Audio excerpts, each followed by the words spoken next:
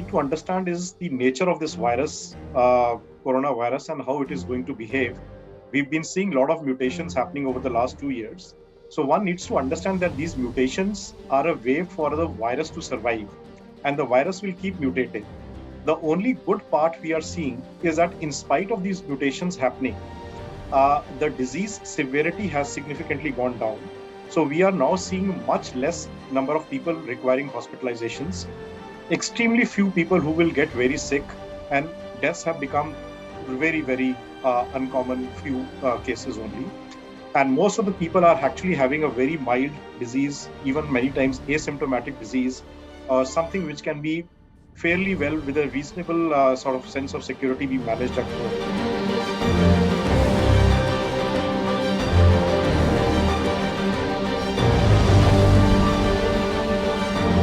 So yes, it is early days, but we do know that BA.2.75 has been first reported from India, and now is increasingly been reported from world over, and 10 countries at least have officially have reported it. I'm sure it is much more rampant than what is being reported.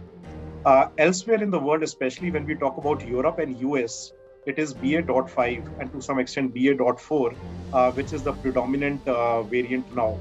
But the way things are going, it is likely, I'm not saying that it's going to happen, it is likely that BA.2.75 may actually replace BA.5 going forward. But the good news is that all these variants we are talking about, whether that's .4, .5 or 2.75, all these do not, so far, have not been reported to cause severe illness. And the other common features between these mutants or these variants or sub-lineages is that they have mutations in areas of receptor binding domain of the spike protein of the virus. Now, this is that critical protein of the virus through which it attaches to the human cell. Any mutations in this part of the virus are very critical, because this is what decides how invasive this virus will be into human cells, and thereby it determines the severity. And number two, it also determines whether the previous vaccinations and the previous infections have given you some immunity against these new mutants or new sublineages or not.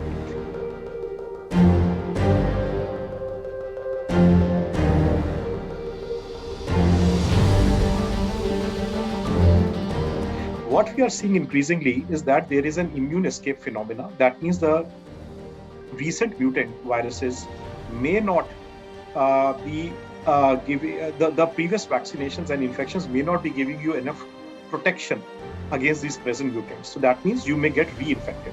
So imagine a person who has had 2 vaccines of COVID and has taken a booster shot. He is at the same risk of getting these infections as a person maybe who's not vaccinated.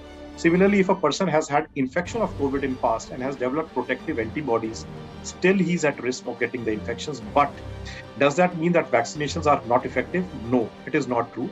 Vaccinations may not prevent you from getting an infection by a new mutant strain, but clearly reduce the severity of your infection. So that to that extent, vaccinations and previous infections give you enough immunity to protect you from getting a severe disease. And plus, there's something else to look forward to, is the next generation vaccines. Right now, the COVID vaccines world over, the ones which we know of, are specifically against the earliest variants of COVID. You know, the Wuhan, the Alpha, and the Delta.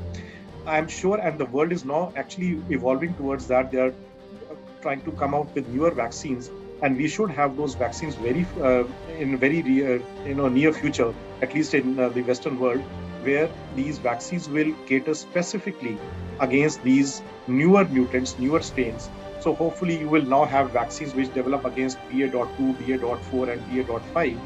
And this is exactly the same story as what happens to the flu vaccine. All of us know that every year we take a flu vaccine at the start of winters or just after monsoon.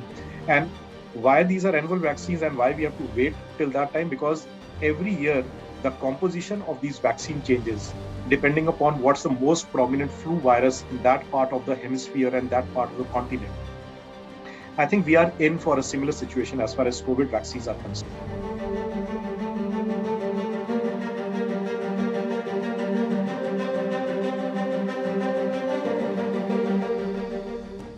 A lot of places we see this strategy of stop and start, that we see a new variant coming up, you suddenly ramp up your strategy of genomic sequencing and testing, and then we see the peak coming down or the numbers coming down, and then we forget the testing, we forget the genomic sequencing.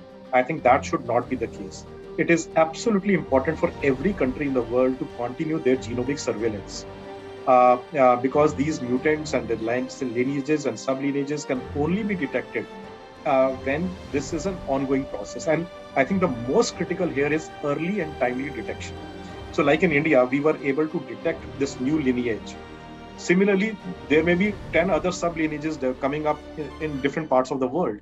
So, and once we know that there is a new potential sub-lineage or lineage which has come up, a new mutant which has come up, which could have increased transmission, which could have increased immune escape, or more seriously, which could have more human invasion potential, thereby leading to a higher severity disease. So if you are able to detect that early, you can reduce the transmission, because then you can restart the strategy of containment, local containment, rather than going into a national level containment. So early detection of mutations will prevent the transmission of the disease to larger areas and will effectively help in getting the vaccine made fast, so that we can then protect the population in which the new variant has still not come in. So very, very important that we continue to do not only the testing for the COVID virus by either the rapid antigen test at home or the RT-PCR test, which is a gold standard, but at the same time, a small percentage, maybe 5% of the samples at the national reference laboratories to continue to do the genomic surveillance and release that data.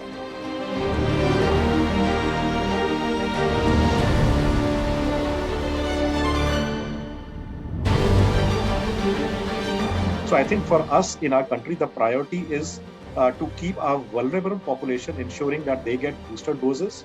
The people at higher risk of getting a severe disease are given the booster. And most importantly, we keep understanding the dynamics of virus transmission, that it is still there in the community and it is spreading from people to people.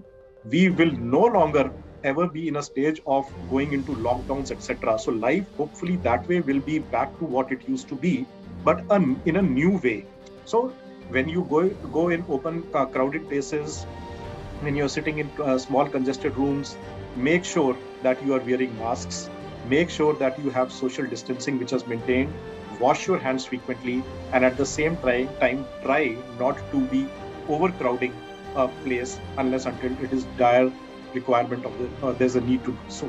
So I think if we follow these basic principles, we will slow down the virus transmission, and over the months or maybe years, as the immunity level of the entire population of the globe keeps getting better with these repeated vaccinations and natural infections, overall pandemic gradually will slide into a phase of an endemic type of character.